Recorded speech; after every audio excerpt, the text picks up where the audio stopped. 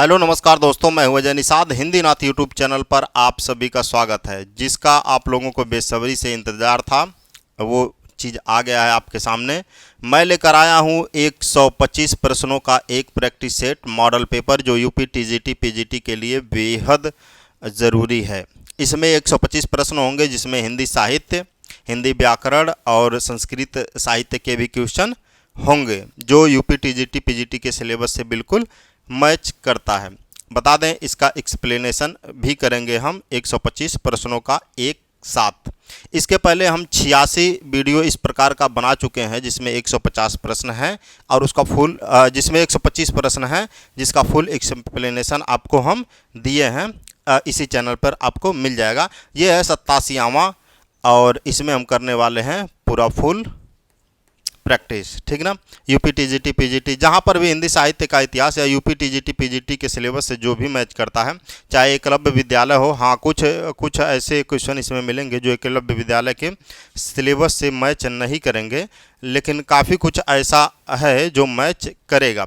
यदि आप दोनों की तैयारी कर रहे हैं, जैसे यूपी टीजीटी पीजीटी, चाहे नेट जेआरएफ और उसके साथ ही एकलव्य विद्यालय का फॉर्म डाले हुए हैं, तो ये बिल्कुल आपके लिए फ़ायदेमंद है। चाहे केवीएस और एनवीएस सभी के लिए फ़ायदेमंद है, ठीक है। आइए शुरू करते हैं आज के लिए। पहला प्रश्न, विश्वनाथ प्रसाद निम्नलिखित में से किस उपन्यास का पात्र है?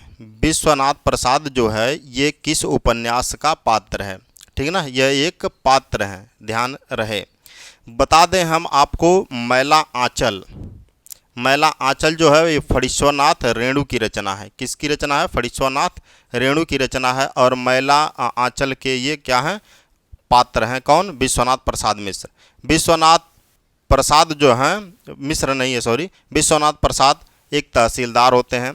ये पूर्णिया जिले के मेरीगंज गांव की कथा है। कौन? मैला आंचल। दीर्घतपा ये भी फणीश्वरनाथ रेणु की रचना है। और कितने चौराहे ये भी रेणु की रचना है। प्रति परिकथा भी रेणु की रचना है। मैला आंचल ये क्या है? एक आंचलिक उपन्यास है। कैसा उपन्यास है? आंचलिक उपन्यास है। कौन? मैला आंचल आंचलिक उपन्यास। क्लियर? तो आप एक काम और करिएगा, आप एक OMR ले लीजिए, मार्केट में उपलब्ध है। अगर नहीं है तो कमेंट में करिए, मैं आपको इसका PDF एक अवेलेबल कराऊंगा आपको, जिसका आप फोटोकॉपी करा सकते हैं। एक स्कैन करा के, फोटोकॉपी करा के और उसका कर सकते हैं। करना क्या है आपको, 125 प्रश्नों का आपको OMR ले लेना है। और जैसे मैं क्वेश्चन है पहला वाला बता दिया, अभी दूसरा, तीसरा, चौथा, पाँचवा आपको दिख रहा है, तो आप क्वेश्चन को पढ़कर उसका क्या कर सकते हैं, उसको अपने OMR में भर सकते हैं और मिला भी सकते हैं। भरिएगा दो तीन जैसे आएगा भरिएगा, उसके बाद मैं जैसे आंसर बता दूंगा, आप यहाँ पे गलत और सही मिलान करते हुए चले जाइएगा। इससे फ़ायदा आपको ये होने वाला है कि एग्ज़ाम के OMR को भरने में आपको दिक्कत नहीं होगी। प्रैक्टिस पहले से रहेगा और यहाँ पर प्रैक्टिस भी हो जाएगा। थोड़ा सा पहले होगा लेकिन प्रैक्टिस होते हुए जाएगा, तो आपको अलग से प्रैक्टिस करने की, प्रैक्टिस बुक खरीदने की भी आपको ज़रूरत नहीं पड़ेगी। झूला नट उपन्यास की रचनाकार कौन है? झूला नट उपन्यास के रचनाकार कौन है? हम आपको बता दें, एक झूला नट जो उपन्यास है यह सास बहू के झगड़ा पर आधारित है। यह एक लघु उपन्यास है। क्या है? लघु उपन्यास है। और इसके रचनाकार यहाँ पे लिख दें, लिखते हुए चलें तो बेहतर रहेगा। आपको ये इसका PDF जब मिलेगा तो वहाँ पर फ़ायदा करेगा। झूला नट उपन्यास क्या है? सास बहू के कथा पर आधारित है। सास बहू के झगड़े पर आधारित है, ठीक है, झगड़े पर आधारित है। और एक ऐसा है लघु उपन्यास है, ठीक। कौन? झूला नट।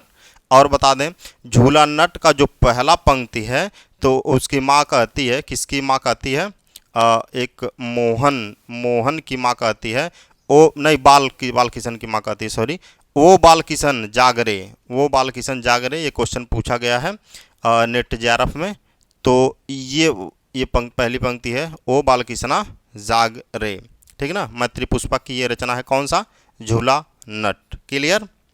जुलूस उपन्यास के लेखक कौन है? जुलूस उपन्यास जो है इसके लेखक कौन है बता दें हम। इसके लेखक फणीश्वरनाथ रेणु हैं। फणीश्वरनाथ रेणु की और भी रचनाएं मिली हैं आपको, जैसे ऊपर था दीर्घतपा, कितने चौराहे, दीर्घतपा जैसे यहाँ पे दीर्घतपा है, दीर्घतपा है, कितने चौराहे, मैला आंचल, पढ़ती परिकथा, ये सारी रचनाएं भी फणीश्वरनाथ रेणु की हैं। और जुलूस उपन्यास भी फणीश्वरनाथ रेणु की रचना है। एक रचना और मैं बता रहा हूँ इनका, एक रचना और देखिए, कलंक मुक्ति,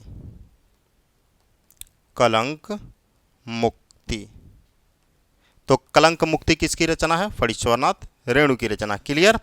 चित्रलेखा किसकी औपन्यासिक कृति है? चित्रलेखा जो है यह किसकी औपन्यासिक कृति है? तो बता दें हम, यह औपन्यासिक कृति, पहले ये देखिए क्या है, ये भी याद करते हुए चलेगा, इसकी विधा क्या है। चित्रलेखा जो है भगवती चरण वर्मा की रचना है और इसकी विधा क्या है, यह एक उपन्यास है। अब बात करें हम अगर भगवती शरण वर्मा की अन्य रचनाओं की, तो अन्य रचनाओं के बारे में अगर हम देखें तो भूले बिसरे चित्र, जैसे चित्रलेखा है, एक रचना इनकी भूले बिसरे क्या चित्र।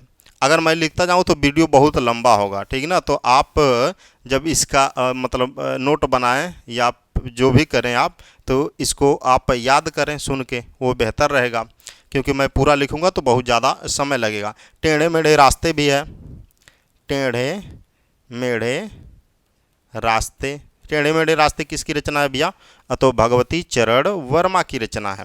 और उसके सामर्थ्य और सीमा, सामर्थ्य और सीमा, सामर्थ्य और सीमा किसकी रचना है? तो भगवती चरण वर्मा की रचना है। सबही नचावत राम गोसाई, इसके भी रचनाकार भगवती चरण वर्मा है। किसके? सबही नचावत राम गोसाई, सबही नचावत राम गोसाई, ठीक है। सबही नचावत राम गोसाई भी किसकी रचना है? तो ये भगवती चरण वर्मा की रचना है। 3 वर्ष भी इनकी रचना है। 3 वर्ष किसकी रचना है? भगवती चरण वर्मा की। सच्ची सीधी बातें भी है, सच्ची सीधी बातें, ठीक है। लिखते जाएंगे तो बहुत सारा है इनकी रचना, तो इतना कम से कम याद रखिए। मैंने आम ले लिया है, मैंने आम ले लिया है, क्या करना है आपको? बहुवचन बनाना है। तो मैंने आम ले लिए हैं, विकल्प ए क्या होगा? सही होगा, मैंने आम ले लिए हैं। यहाँ पे जो बिंदी दिख रही है ना, इसका बहुत मायने है। और यहाँ पे ए एड़ी वाला जो है। बालक कह बालिका च पठत का हिंदी में अनुवाद क्या होगा? बालकः बालिका च पठत का हिंदी में अनुवाद होगा बालक, यानी बालक मतलब लड़का, बालिका मतलब लड़की, और च मतलब और, लड़का और लड़की, पढ़ता मतलब पढ़ रहे हैं। विकल्प सी जो है यहाँ पर सही है। यह कौन है का संस्कृत में अनुवाद क्या होगा? यह कौन है का संस्कृत में अनुवाद बताइए। अयम, अयम कह अस्ति, अयम कह अस्ति, विकल्प बी यहाँ पर सही है। यह कौन है का संस्कृत में अनुवाद। आप थोड़ा सा भी संस्कृत का अनुवाद देख लेंगे तो वहाँ से ये सारी चीज़ें क्लियर हो जाएंगी। निम्नलिखित में से किस रचना में श्रृंगार करुण रस की प्रधानता है? निम्नलिखित में से किस रचना में श्रृंगार करुण रस की प्रधानता है? तो सबसे पहले मैं बता दूं 4 रचनाएं दी हैं, तो चारों के रचनाकार के बारे में आपको पता होना चाहिए, निश्चित पता होना चाहिए। तो देखिए यहाँ पे महावीर चरितम है, महावीर चरितम के रचनाकार भवभूति हैं, भवभूति, ठीक है। 10 कुमार चरितम के रचनाकार दंडी हैं। उत्तर रामचरितम के रचनाकार भवभूति हैं, भवभूति हैं इसके रचनाकार। और एक है शिशुपाल वधम, शिशुपाल वधम के रचनाकार माघ हैं, ठीक है। ये चारी जितनी रचनाएं अगर इसमें आपके नज़र के सामने आ जा रही हैं तो उन रचनाओं के बारे में उनके बारे में आपको जानना चाहिए, कुछ न कुछ, कम से कम राइटर उसके कौन है इतना तो आपको जानना चाहिए। तो महावीर चरितम के भवभूति हैं, 10 कुमार चरितम के दंडी हैं, उत्तर रामचरितम के भवभूति और शिशुपाल वधम के कवि माघ जी हैं। अब प्रश्न क्या था हमारा? प्रश्न था इसमें से श्रृंगार करुण रस की प्रधानता किसमें है? तो मैं बता दूं उत्तर रामचरितम में जो है यह करुण श्रृंगार रस है। अब देखिए श्रृंगार रस होता है ना, तो यहाँ पे करुण आ गया तो कन्फ्यूज मत होइएगा, अगर आप थोड़े से भी पढ़े होंगे जानते होंगे। श्रृंगार, अब देखिए श्रृंगार लिखा कैसे जाएगा, श्रृंगार बहुत बार आ चुका है, तो इस चीज़ को आप गलत नहीं करिएगा कभी, ठीक ना। श्रृंगार किस तरह लिखा जाएगा ये भी प्रश्न पूछा जा चुका है। तो श्रृंगार रस के दो भेद हैं, एक है संयोग श्रृंगार और एक है वियोग श्रृंगार, ठीक है। तो ये वियोग वाले के अंतर्गत आएगा। अब चलिए शुद्ध रूप क्या होगा, इसमें से शुद्ध रूप बताना है आपको। बालकेन वेधा पठितम, बालकेन वेधा पठितानि, बालकेन वेधा पठितः, बालकेन वेदाः पठिता। मैं बता दूं, देखिए वेदाः जो है ये पुल्लिंग है, वेदाः पुल्लिंग है, और पठिता जो है पुल्लिंग बहुवचनांत है। तो पुल्लिंग बहुवचन के साथ जो लगेगा ये भी बहुवचन, ये मतलब दोनों क्या होगा, बहुवचन होगा। तो आपका आंसर विकल्प डी है यहाँ पर, बालकेन वेदा पठिता। निम्नलिखित पंक्तियों में कौन सा छंद है, निम्नलिखित पंक्तियों में कौन सा छंद है, क्या पूछा, छंद पूछा है। सुन केवट के बैन, प्रेम लपेटे अटपटे, बिहसे करुणाएन, चितहि जानकी लखन तन, ठीक है। तो इसमें बताना है क्या आपका कौन सा छंद है, छंद के बारे में आपको बताना है। तो छंद कैसे पता करेंगे, छंद तीन प्रकार के होंगे, एक मुक्त होगा, एक मात्रिक होगा, एक वर्णिक होगा। तो एक चीज़ देख लेते हैं, गिनते हैं कितना होगा। इसमें एक मात्रा, दो मात्रा, तीन चार मात्रा, पाँच मात्रा, छः मात्रा, सात आठ मात्रा, और 9 10 11, 11 इसमें 13 आएगा। तो 11 और 13, जिसमें पहले चरण में 11, दूसरे चरण में 13, तीसरे चरण में 11, चौथे चरण में 13 आता है, तो वहाँ पर सोरठा होता है, ठीक है ना, सोरठा होता है ये चीज़। अब इसी का उल्टा हो जाए 13 11, 13 11, तो वहाँ पर कौन सा हो जाएगा, वहाँ पे दोहा हो जाएगा। तो ये सोरठा के लिए ये वाला है, ठीक ना, 11 और 13, क्लियर। दोहा, चौपाई, सवैया, सोरठा आदि की प्रश्नावली के अंत में निम्न में से कौन सा विराम चिन्ह प्रयोग होता है। इसमें विराम चिन्ह बताना है। दोहा, चौपाई, सवैया, सोरठा आदि की प्रश्नावली के अंत में निम्नलिखित में से कौन सा विराम चिन्ह प्रयोग में होता है। तो ये वाला जो है अल्प विराम, ठीक है, अल्प विराम मतलब कॉमा, विकल्प ए सही है। आगे चलते हैं। विद्या धन उद्यम बिना, कहो जुपावे कौन, बिना डुलाए ना मिले, ज्यों पंखा को पौन। इसमें क्या बताना है, इसमें छंद बताना है। छंद बताना है तो आपको पहले बता चुके, मात्रिक छंद, वर्णिक छंद और मुक्त छंद। तो इन्हीं में से देखना क्या है, मुख्य रूप से वर्णिक और मात्रिक होते हैं। तो देखिए एक मात्रा, दो मात्रा, कितना, एक दो, एक एक, एक दो, एक, यहाँ पर इसके पहले जो आता है यहाँ पर दो होगा, यहाँ पर एक होगा, एक दो, कुल गिनिए, 2 3 4 5 6 7 8 9 10 11 12, एक कहाँ मिस हो गया। जो देखिए ध आता है ना, विद्या वाला दिया आता है, इसके पहले वाले में, पहले वाले अक्षर में डबल हो जाता है, गुरु हो जाता है, यहाँ पर गुरु होगा। तो इसमें कुल कितना मात्रा होगा, 13 होगा। और इसमें कितना होगा, 1 2 1 2 2 2 1, 3 3 4 3 7 1 8 8 2 8 2 10 10 1 11। तो अभी ऊपर बताए हैं हम 13 और 11, जिसमें आएंगे 13 11, पहले तीसरे चरण में 13 13 मात्राएं, दूसरे और चौथे चरण में 11 11 मात्राएं। तो वो होगा दोहा। कौन सा छंद होगा भैया, दोहा छंद होगा। तो विकल्प ए यहाँ पर क्या है, सही है। धर्मयुग पत्रिका के यशस्वी संपादक थे, धर्मयुग पत्रिका के संपादक कौन थे।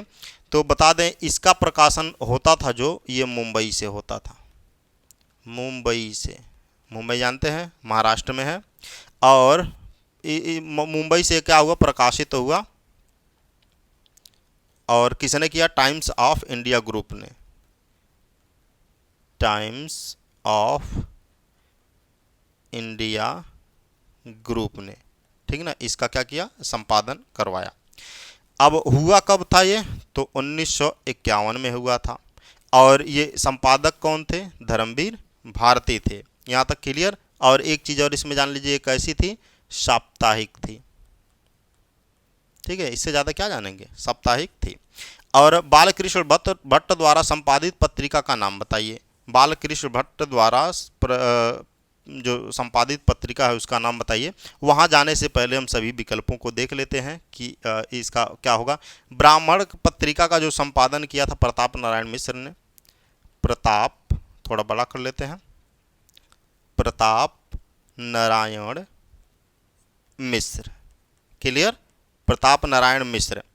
और जो आनंद कामिनी है इसका प्रेमघन ने किया था।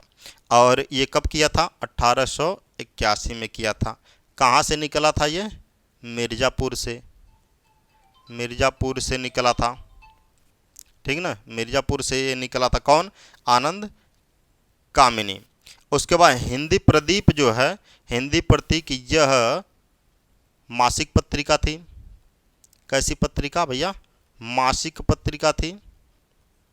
मासिक पत्रिका थी कौन, हिंदी प्रदीप। और यह इसका प्रथम अंक जो है, प्रथम अंक ये कब हुआ था, 1877 में। कहाँ से, प्रयाग से हुआ था। और ये कब हुआ था, 1877 में। और एक ऐसी पत्रिका थी, मासिक पत्रिका थी। और इसके संपादक कौन थे, तो यही उत्तर है आपका, बालकृष्ण भट्ट इसके क्या थे, संपादक थे। यानी कि बालकृष्ण भट्ट द्वारा संपादित पत्रिका का नाम क्या है, हिंदी प्रदीप है।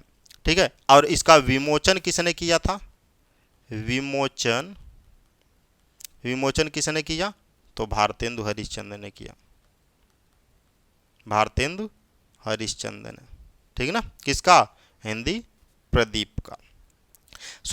तो इसको एक रंग में रंग दें ताकि आपको पता चले कि ये इन्हीं के बारे में है। सरस्वती पत्रिका का प्रकाशन वर्ष क्या है। सरस्वती पत्रिका का प्रकाशन वर्ष की अगर हम बात करें तो सबसे पहले जान लो सरस्वती पत्रिका का। तो बात करें हम सरस्वती पत्रिका के प्रकाशन वर्ष का, तो वह 1900 है। क्या है, 1900 है। इसके जो प्रकाशक हुए वो चिंतामणि घोष हुए। कौन हुए, इस पत्रिका के प्रकाशक जो हुए, पहले प्रकाशक चिंता था, चिता नहीं, सरस्वती पत्रिका के संपादक चिंतामणि घोष। ठीक है, तो ये पहले हुए। उसके बाद कौन हुए बता दें। उसके बाद पहले नंबर पे ये, दूसरे नंबर बाबू श्याम सुंदर जो 1901 में हुए थे, 1901 में। उसके बाद 1903 में कौन हुआ था जानते हैं आप, 1903 में हुए थे महावीर प्रसाद द्विवेदी। महावीर प्रसाद द्विवेदी। उसके बाद भी अगर बात करें हम, पद्मलाल पुन्नालाल बख्शी, पद्मलाल 1920 तक रहे महावीर प्रसाद द्विवेदी। पद्मलाल पुन्नालाल बख्शी रहे, देवी दत्त शुक्ल रहे, उसके बाद श्रीनाथ सिंह रहे, नारायण चतुर्वेदी रहे, ये सब हुए। तो कम से कम इतना 2-3 तो याद रहना चाहिए, महावीर प्रसाद द्विवेदी तक। क्लियर। और उसके बाद आते हैं हम लोग, भारतेंदु जी ने किस पत्रिका का संपादन किया। जो भारतेंदु जी हुए ये इन्होंने किस पत्रिका का प्रकाशन किया, तो बता दें जो माधुरी पत्रिका है ना। सबसे पहले इन लोग ऑप्शन को देख लेते हैं, तब तक आप OMR गोला करिए। ठीक है, तो देखिए 1921 में, कब, 1921 में। बात है राजधानी लखनऊ की, जो उत्तर प्रदेश की है, लखनऊ से विष्णु नारायण भार्गव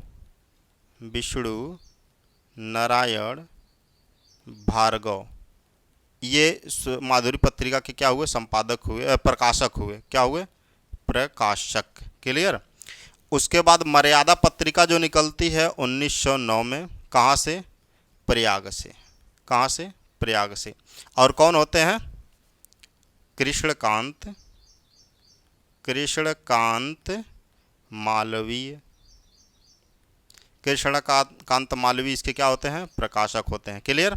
माधुरी का विष्णु नारायण भार्गव।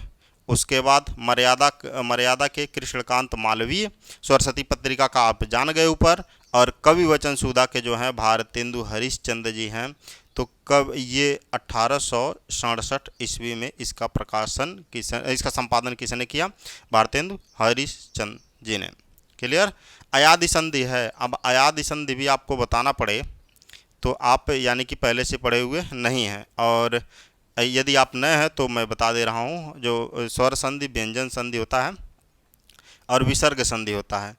तो स्वर संधि और नौइक जो है, नौवीं से नौइक जो होगा ये नाविक का स्वर संधि के अंतर्गत आएगा ये। और अभी संधि बता देते हैं। अयाधि संधि है, यहाँ पे पहले ही दे दिया है। अयाधि संधि के अंतर्गत आएगा नौ धनिक और नाविक, इसका क्या होगा? संधि होगा। और संधि विच्छेद नौ धन इक। औ प्लस ई मिलने से बनेगा वी। ठीक ना। औ और ई मिलने से बनेगा वी। ठीक है। अयाधि संधि, स्वर संधि के अंदर अयाधि संधि में नाविक होगा नौ धन इक का। ठीक है ना। मतैक्य किस संधि का उदाहरण है? मतैक्य जो है किस संधि का उदाहरण है? तो ये वृद्धि संधि का उदाहरण है। बता दें, गुण संधि में एक टोपी जहाँ रहेगा, लिंग के स्थान पे एक टोपी गुण संधि, लिंग के स्थान पे लिंक जोड़ के स्थान पे दो टोपी रहा तो वृद्धि संधि हुआ। ठीक ना। मतैक्य का होगा मत धन ऐक। ठीक ना। तो होगा वृद्धि संधि। मतैक्य किस संधि का उदाहरण है? तो वृद्धि संधि।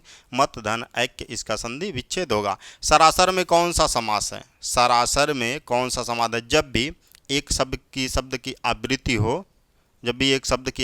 हो, एक एक, ठीक है, रोज रोज ऐसे शब्द आ जाएं एकाएक, तो यहाँ पे होगा अव्ययी भाव संधि। कैसा? अव्ययी भाव। यदि उपसर्ग लगा हुआ है लिंग के स्थान पे तो उपसर्ग भी जहाँ पे लगा हुआ है वहाँ पे क्या आएगा? अव्ययी भाव समास। ठीक है ना। अव्ययी भाव समास आएगा। तो सरासर में कौन सा समास है? अव्ययी भाव समास है। अव्ययी भाव समास में पूर्व पद क्या होते हैं? प्रधान होते हैं। पूर्व पद प्रधान किसमें? अव्ययी भाव समास में। क्लियर। और एक चीज और, जो समासिक पद होगा पूरा, इसमें समासिक पद ये भी क्या होना चाहिए? अव्यय। समासिक पद अव्यय होता है तो अव्ययी भाव समास होता है। क्लियर ना। अब देखिए, पुजारी भगवान पीताम्बर की पूजा कर रहा है। यहाँ पीताम्बर पद में समास कौन सा होगा? ये बचपन से पढ़ते आ रहे हैं आप लोग, बाल्य अवस्था से ही। तो यहाँ पे जो समास होगा बहुब्रीहि समास होगा। पीला है अंबर जिसका, अर्थात कृष्ण नारायण। निम्न में से कौन सा नाटक भारतेंदु जी का नहीं है? भारतेंदु जी का नाटक इनमें से कौन सा नहीं है बताना है। भारतेंदु हरिश्चंद्र जी का नाटक है। प्रेम योगिनी भारतेंदु हरिश्चंद्र जी का नाटक है। नील देवी भी भारतेंदु हरिश्चंद्र का नाटक है। ये तीनों है। बाकी रणधीर प्रेम मोहनी जो है ये भारतेंदु जी का न होकर श्रीनिवास दास का है। किसका है? श्रीनिवास दास। ठीक है। किसका है? श्रीनिवास दास की रचना नाटक कौन सा है? तो रणधीर प्रेम मोहनी। निम्नलिखित में से कौन सा नाटक प्रसाद का नहीं है? प्रसाद मतलब जयशंकर प्रसाद का नाटक इनमें से कौन सा नहीं है? आप बताइए। तो बता दें, अनमेजय का नागयज्ञ है, प्रसाद की रचना है। ये इसको ग्रीन करते हैं। अनमेजय का नागयज्ञ प्रसाद जी की रचना है। दुरुस्वामिनी भी प्रसाद की रचना है। और स्कंदगुप्त भी प्रसाद की रचना है। बाकू सिंदूर की होली जो है ये प्रसाद की रचना नहीं है। मतलब जयशंकर प्रसाद की रचना सिंदूर की होली नहीं है। ये लक्ष्मी नारायण मिश्र की है। लक्ष्मी नारायण मिश्र की रचना है। कौन सी? सिंदूर की होली। अब नहुस नाटक के लेखक, नहुस नाटक जो है, नहुस नाटक के लेखक बाबू गिरधर दास का भारतेंदु हरिश्चंद्र से क्या संबंध था? मतलब जो बाबू गिरधर दास थे वो हरिश्चंद्र के, बाबू हरिश्चंद्र जी के क्या थे? क्या थे? तो पिता थे। भारतेंदु हरिश्चंद्र के पिता बाबू गिरधर दास जी ही थे, इसमें कोई संदेह नहीं होना चाहिए। तो विकल्प ए कई बार पूछा गया है, क्वेश्चन बहुत आसान है लेकिन आपको इतना जानना चाहिए। और उसके बाद शकुंतला नाटक का खड़ी बोली गद्य में अनुवाद किया। शकुंतला नाटक जो है इसका खड़ी बोली गद्य में अनुवाद किसने किया? अभिज्ञान शाकुंतलम एक रचना है जो कालिदास की है, जानते होंगे आप लोग। अभिज्ञान शाकुंतलम कालिदास की रचना है और कुमार संभव भी उनकी रचना है। खैर देखिए, ये जो शकुंतला नाटक है ना, इसका खड़ी बोली गद्य में अनुवाद किया है राजा लक्ष्मण सिंह ने। किसने? राजा लक्ष्मण सिंह ने। और शकुंतला का ही नहीं, रघुवंशम, रघुवंशम का भी किया है अनुवाद। किसने? राजा लक्ष्मण सिंह जी ने। किसमें? खड़ी बोली गद्य में। क्लियर हुआ यहाँ तक? इनमें बताना है कर्मवाच्य नहीं होगा, कर्मवाच्य में नहीं होता है, कर्मवाच्य में नहीं होता है। क्या नहीं होता है? कर्ता में तृतीया, कर्ता में तृतीया होती है कर्मवाच्य के। कर्म में द्वितीया नहीं होती है, कर्म में द्वितीया नहीं होती है। विकल्प बी जो है सही है। क्रिया कर्म के अनुसार होता है, क्रिया आत्मनेय पदी होती है। ये तीनों सही है, विकल्प बी सही नहीं है। कर्म में द्वितीया नहीं होती है। बता दें हम, कर्म की प्रधानता, कर्मवाच्य में कर्म की प्रधानता होती है, कर्मवाच्य में कर्म की प्रधानता, और कर्म में द्वितीया नहीं होता। इसमें कर्म में क्या होता है? कर्म में प्रथमा, प्रथमा। ठीक है। कर्ता में तृतीया विभक्ति होती है, कर्ता में तृतीया।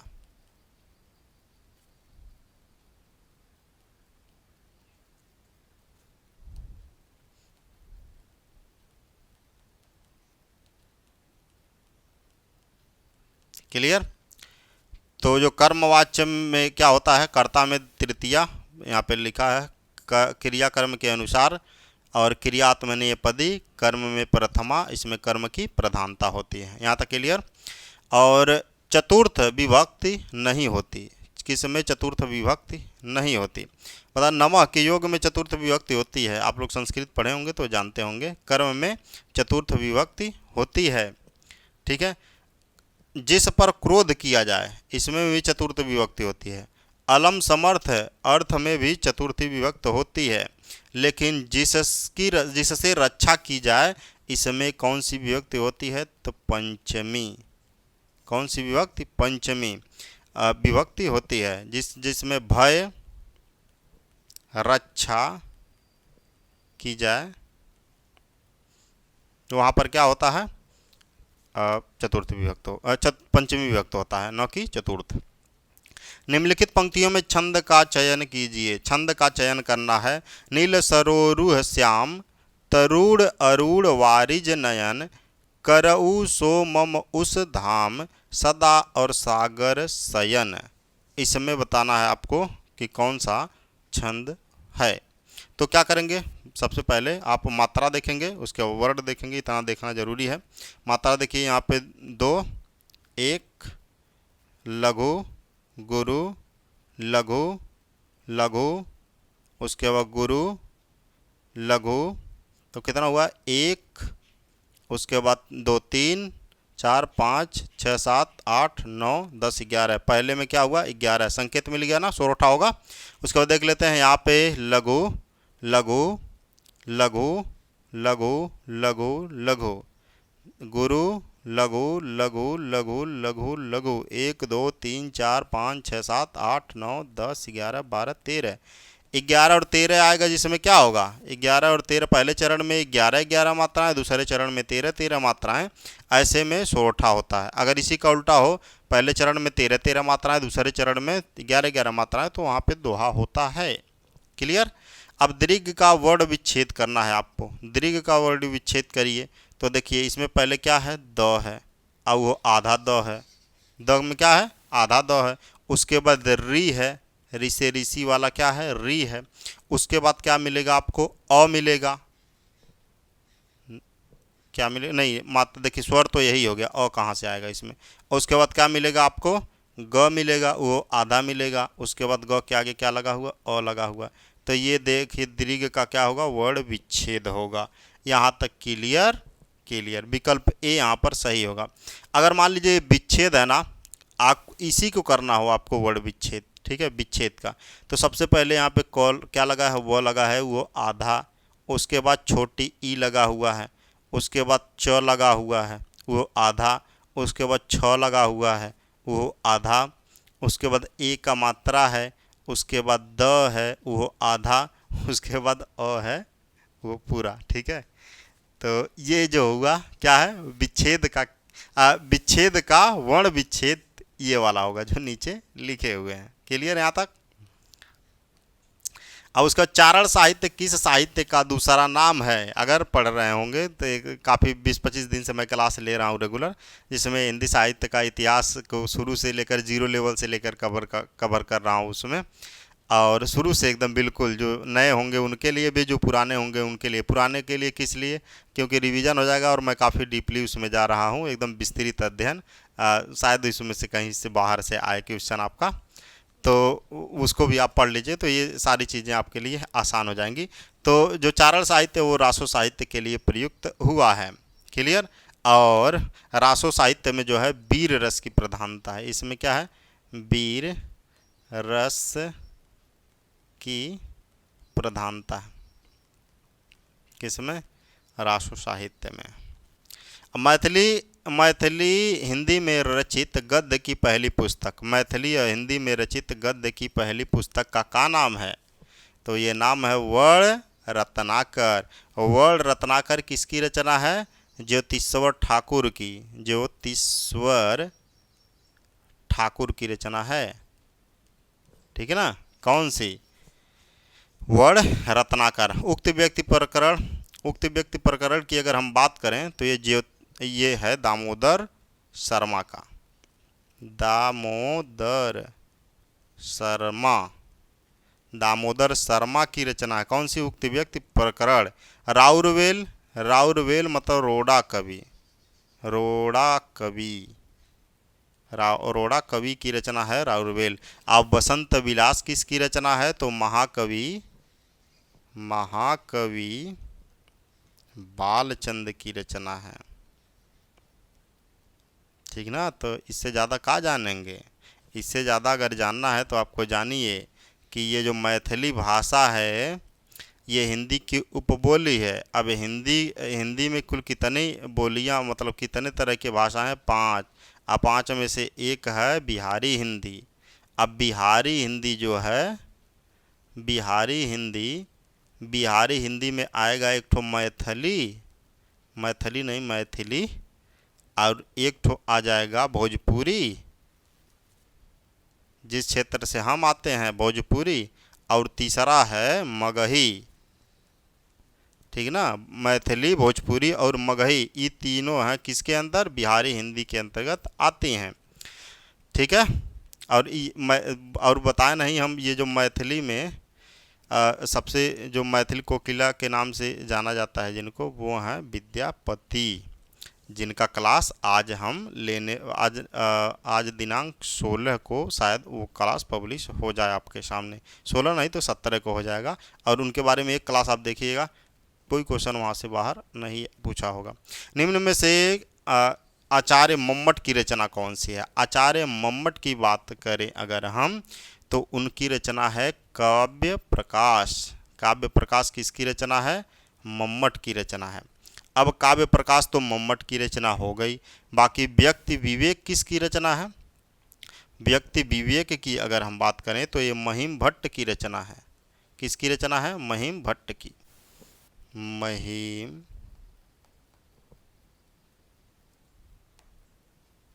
महिम भट्ट। कभी कभी पेन काम ही नहीं कर रहा है क्योंकि हम दूसरा बटन छू दिए थे। तो देखिए, व्यक्ति विवेक किसकी रचना है? महिम भट्ट की रचना है। और नाट्यशास्त्र भरत मुनि की रचना है। कौन सी? नाट्यशास्त्र। और एक रचना आ गया भामह का क्या आ गया? काव्यालंकार। काव्यालंकार किसकी रचना है? भामह का। और किसकी रचना है? रुद्र का।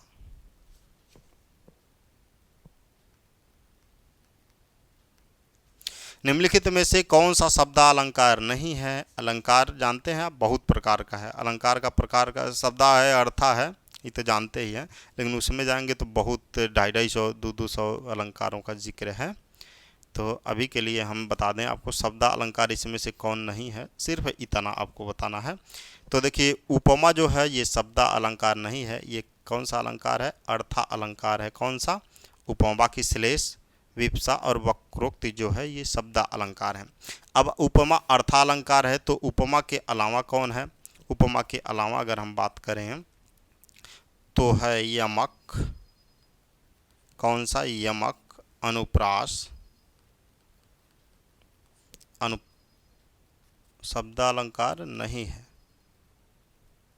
ये तो सब शब्दालंकार के ही हैं भाई। ये सब क्या है? शब्दा अलंकार के ही हैं। शब्दा अलंकार के ही हैं। तो शब्दा अलंकार के और यहाँ पर देखिए अनुप्रास, यमक, पुनरुक्ति, ये सब क्या हैं? शब्दा अलंकार के उदाहरण हैं। विप्सा, वक्रोक्ति, श्लेष। और यदि हम लोग बात करें अर्थालंकार की, तो अर्थालंकार में उपमा तो आ ही गया आपके सामने। उसके बाद रूपक,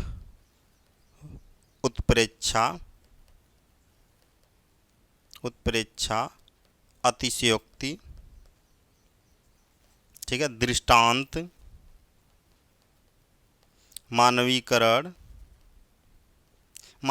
बहुत पूछता है इस टीजीटी पीजीटी के एग्जाम में, तो ये चीज़ ध्यान रहे आपको, ठीक ना। अग्निपथ के पार चंदन चांदनी का देश किसकी पंक्ति है?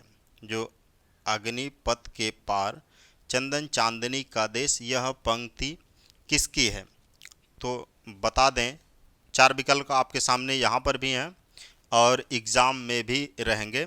महादेवी वर्मा की ये पंक्ति है, अग्निपथ के पार चंदन चांदनी का देश। और एक बात बता दें, इनको आधुनिक युग की मीरा भी कहा जाता है। आधुनिक युग की मीरा कहा जाता है किसे? महादेवी वर्मा को, ठीक है। और विरह का मत नाम लो, मिलन का मत नाम लो, मैं तो विरह में चूर हूँ, यह पंक्ति भी महादेवी वर्मा की ही है। हृदय का मधुभार काव्य रचना किसकी है? हृदय का मधुभार जो रचना है ये शुक्ल की है। यह रामचंद्र शुक्ल की रचना है। कौन? हृदय का मधुभार। और धर्मवीर भारती नाटक जिसमें महाभारत के कथानक को लेकर आधुनिक युग के अनुकूल अर्थ प्रस्तुत किया गया है, वह कौन सा है? तो मैं बता दूं, वो है अंधा युग। अंधा युग धर्मवीर भारती की रचना है। धर्मवीर भारती की रचना है। क्वेश्चन को एक बार और देखते हैं। धर्मवीर भारती का नाटक जिसमें महाभारत के कथानक को लेकर आधुनिक युग के अनुकूल अर्थ प्रस्तुत किया गया है, वो अंधा युग है, धर्मवीर भारती की रचना। और जो स्कंदगुप्त है, जयशंकर प्रसाद की रचना है। लहरों के राजहंस मोहन राकेश की रचना है। आषाढ़ का एक दिन मोहन राकेश की रचना है, ठीक है। तो ये आधे अधूरे के लेखक भी मोहन राकेश हैं। अजात शत्रु नाटक के लेखक कौन है? अजात शत्रु जो नाटक है इसके लेखक जयशंकर प्रसाद जी हैं। और इसमें क्या बताएं, जयशंकर प्रसाद जी हैं। और यह इसकी विधा क्या है? यह नाटक विधा है। कौन सी? अजात शत्रु। किसी भी पक्ष का समर्थन नहीं करने वाला कहलाता है। मतलब किसी भी पक्ष का समर्थन जो नहीं करता हो क्या क्या कहलाता है? तटस्थ, तटस्थ कहलाता है। ठीक है ना। और काल कहलाता है, काल, काल क्या कहलाता है? क्रिया के घटित होने का समय, टेंस, काल, यही तो है। रमा ने लता को अपनी कलम दे दी। रमा ने लता को अपनी कलम दे दी। इस वाक्य में को किस कारक का चिन्ह है? कर्ता ने कर्म को, तो कौन सा कारक है इसमें? कर्म कारक है। विकल्प ए सही है। होता मतलब ए सही होता, लेकिन यहाँ पर क्या है? रमा ने लता को, अब यहाँ पे को जो है ये वो वाला को नहीं है, ये रमा ने लता को अपनी कलम दे दी। कलम देने के लिए या उसी के लिए लाया था, देने के लिए है ना कलम। और जब के लिए आएगा तो वो होगा संप्रदान कारक। ठीक है ना। और जैसे राम ने रावण को मारा, रावण को, तब यहाँ पर होता आपको कर्म कारक। मतलब कर्म को कर्म के लिए आता, लेकिन यहाँ पर है कलम देने के लिए के अर्थ में को का प्रयोग किया गया है, तो यहाँ पे कौन सा कारक होगा? संप्रदान कारक होगा। निम्नलिखित बोलियों में से कौन सी बोली उत्तर प्रदेश में नहीं बोली जाती? उत्तर प्रदेश में कौन सी बोली नहीं बोली जाती? अवधी, अयोध्या का क्षेत्र, लखनऊ का क्षेत्र, ब्रज जो है, मथुरा का क्षेत्र। खड़ी बोली जो है ये लगभग पूरा उत्तर प्रदेश में बोला जाता है, लेकिन ये वो साइड मेरठ के साइड जो है खड़ी बोली का काफ़ी प्रचलन है, वो केंद्र है उसका। मैथिली जो है ये बिहारी बोली का है। किस बोली का? बिहारी बोली का है मैथिली। मैथिली बिहारी बोली।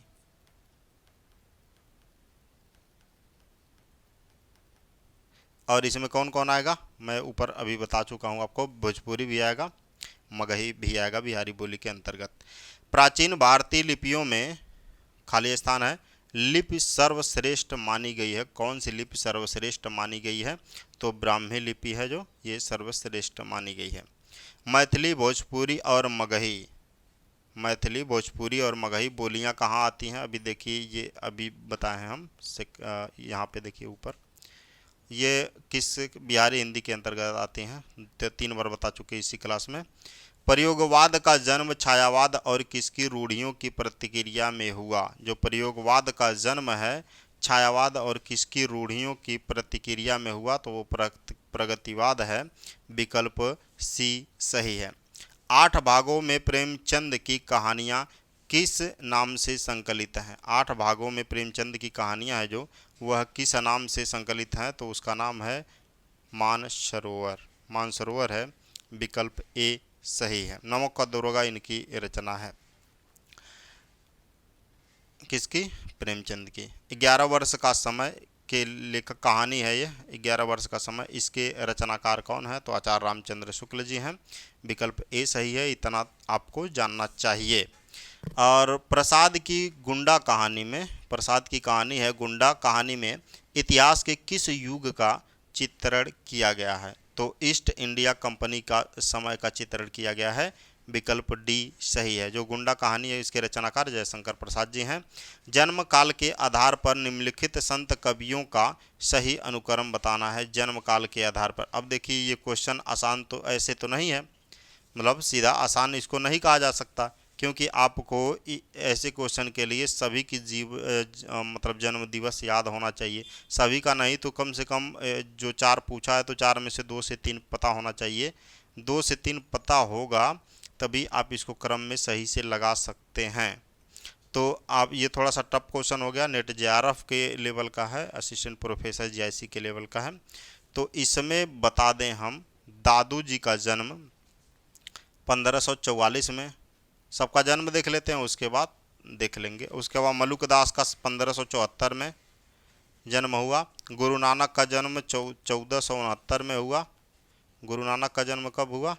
1469 में जन्म हुआ इनका। और सुंदरदास का जन्म 1596 में हुआ। तो सबसे पहले कौन आ जाएगा? गुरु नानक, उसके बाद दादू, फिर मलुकदास, फिर सुंदरदास। विकल्प बी यहाँ पर जो है यह करेक्ट आंसर है। श्री वल्लभाचार्य ने जिस कृष्ण भक्ति को प्रतिष्ठित किया उसका दार्शनिक आधार क्या है? श्री वल्लभाचार्य ने जो है जिस कृष्ण भक्ति को प्रतिष्ठित किया उसका दार्शनिक आधार क्या है? तो उसका शुद्धाद्वैत दर्शन, विकल्प सी जो सही है। अद्वैत दर्शन के जो प्रवर्तक हुए शंकराचार्य जी हुए, शंकराचार्य जी हुए अद्वैत के, और द्वैत दर्शन के मध्वाचार्य हुए, मध्वाचार्य जी हुए, और द्वैताद्वैत दर्शन के निम्बकाचार्य हुए। कौन हुए? निम्बकाचार्य। क्लियर? यहाँ पे चारों ऑप्शन देखिए। ये वाला जो क्वेश्चन है ना दर्शन से, यहाँ से निश्चित है 1 से 2 क्वेश्चन बनता है, 1 से 2 क्वेश्चन निश्चित बनता है। तो इस चीज़ को मैं पढ़ाऊँगा भी, और आप जिस भी सोर्स से पढ़ते हो तो ये चीज़ आपको एकदम रट जाना है, घोल कर पी जाना है। यहाँ से 1-2 क्वेश्चन बनते ही हैं, ठीक ना। भ्रमर गुफा के लिए दूसरा प्रयुक्त नाम बताइए। भ्रमर गुफा के लिए दूसरा प्रयुक्त नाम की अगर हम बात करें तो ब्रह्मरंध्र है। क्या है? ब्रह्मरंध्र है, विकल्प ए सही है। हठ योग में इसका अर्थ है ब्रह्मरंध्र। किसका? भ्रमर गुफा का। नंतुम में प्रयुक्त प्रकृति प्रत्यय बताइए। नंतुम में कौन सा जो प्रत्यय है यह प्रयुक्त हुआ है? तो बता दें नम, और इसमें प्रत्यय है तुमुन प्रत्यय, विकल्प ए यहाँ पर सही है। मेषादयः का संधि विच्छेद होगा। मेषादयः का संधि विच्छेद क्या होगा? इसमें दीर्घ संधि है, और मेष धन आदय होगा, विकल्प ए सही है, ठीक ना। यहाँ का अ और यहाँ का आ मिलकर बना है आ, बड़का आ, ठीक है। बालः वेदम पठति। बालः वेदम पठति में संधि होगी। इसमें संधि की अगर बात करें तो उक्त संधि होगी, विकल्प ए सही है। अब देखो जो ये वाला है ना अह, विसर्ग है, विसर्ग ओ में बदल जाएगा और हो जाएगा इसका बालो वेदम पठति, ठीक ना।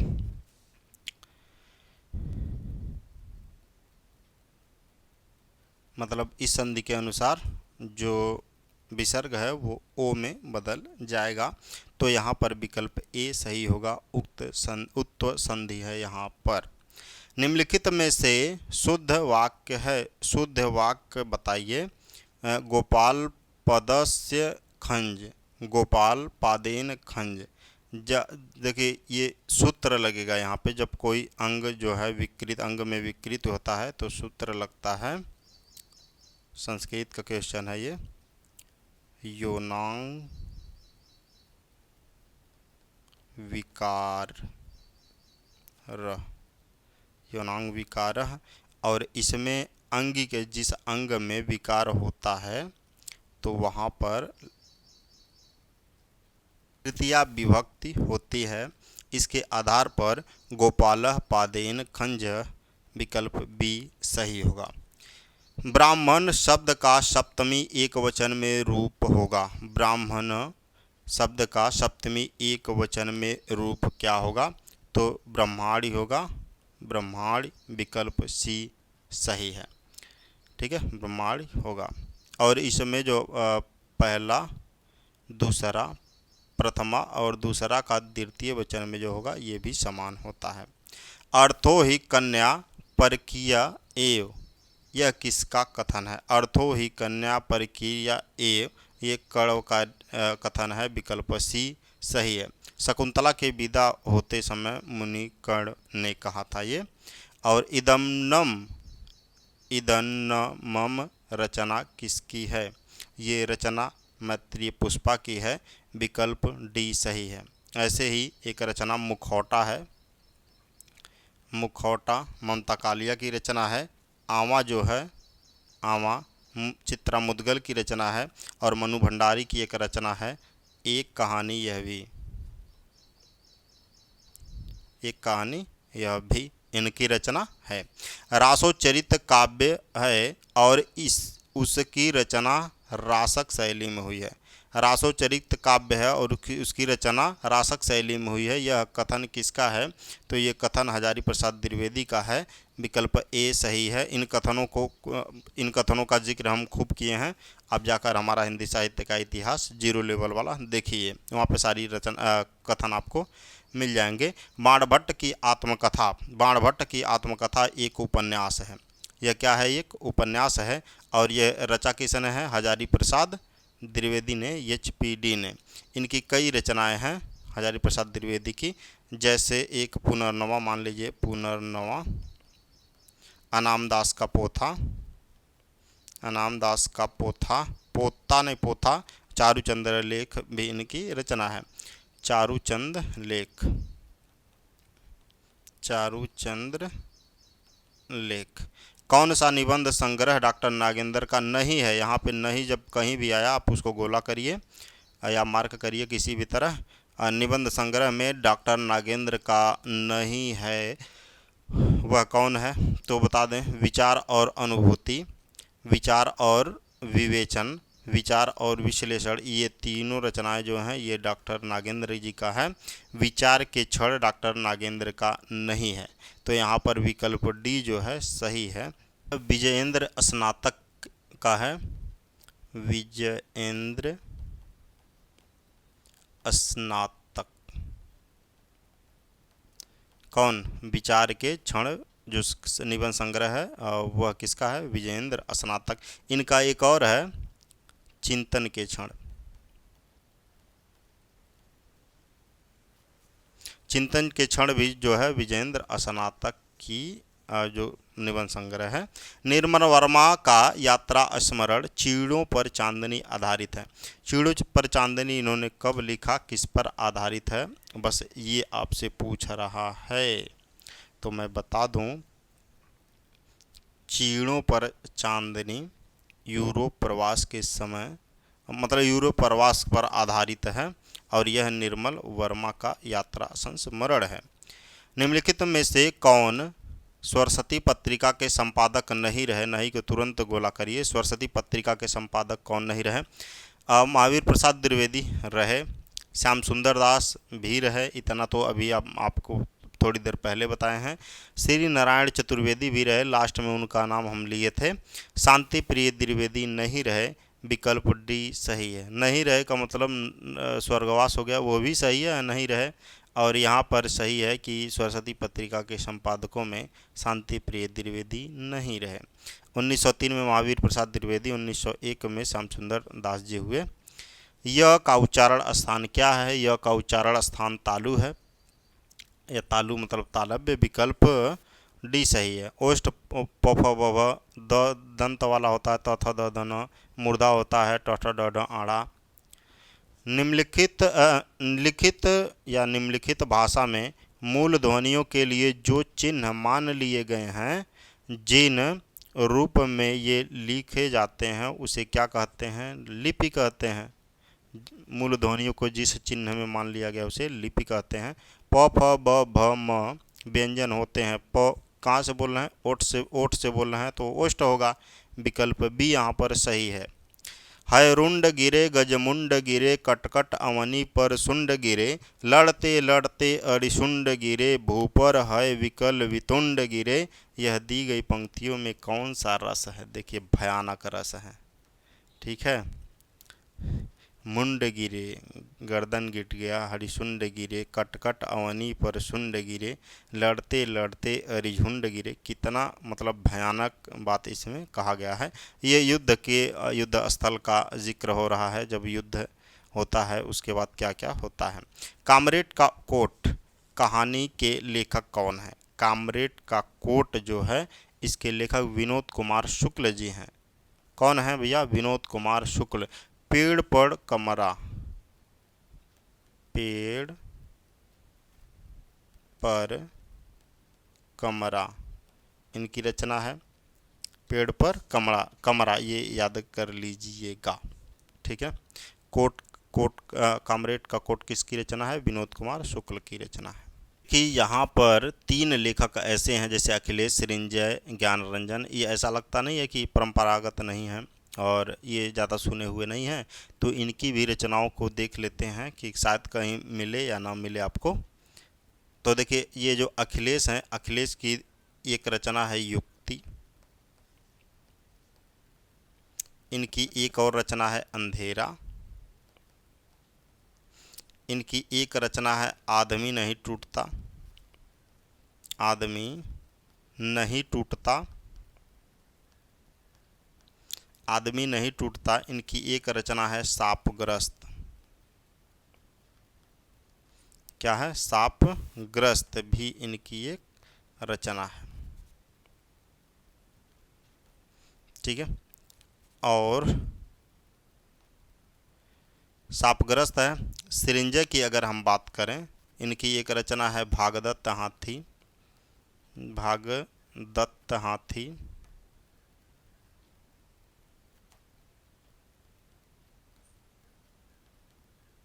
इनकी एक और रचना है नंगा। ठीक ना। बाकी अगर ज्ञानरंजन की अगर हम बात करें, इनकी यात्रा क्षणजीवी। यात्रा क्षण जीवी इनकी एक रचना है। सपना नहीं। ठीक है। फेंस के इधर उधर ज्ञानरंजन की ये रचनाएं हैं। इतना तो काफ़ी होगा। सफ़ेद कौवा कहानी के लेखक कौन है? सफ़ेद कौवा कहानी के लेखक मंजुल भगत। मंजुल भगत जो है ये क्या है? सफ़ेद कौवा कहानी के लेखक हैं। कौन? मंजुल भगत। याद रखिएगा मंजुल भगत को। ठीक है, क्लियर। उसके बाद आपका बंटी उपन्यास की लेखिका का नाम बताइए। आपका बंटी एक ऐसा उपन्यास है जिसमें पति और पत्नी के बीच में तलाक हो जाता है और उस तलाक के कारण उनके बच्चे पर क्या बीतता है, मतलब क्या दुख बीतता है, उन चीज़ों के बारे में यहाँ पर बताया गया है। क्या प्रभाव पड़ता है उसको इसमें दर्शाया गया आपके बंटी में। आपका बंटी जो है मन्नू भंडारी की रचना है और इनके पति होते हैं राजेंद्र यादव। इन दोनों के बीच का डिस्कस का मैटर है। ठीक है ना। आपका बंटी मन्नू भंडारी की रचना है। वैदेही वनवास के लेखक कौन है? वैदेही वनवास जो है अयोध्या सिंह उपाध्याय हरि औध की रचना है। विकल्प बी यहाँ पर सही है। अयोध्या सिंह उपाध्याय हरि औध की रचना है। अगर हरिऔध की रचनाओं की अगर और हम बात करें तो पद्म प्रसून, प्रिय प्रवास, चुभते चौपदे,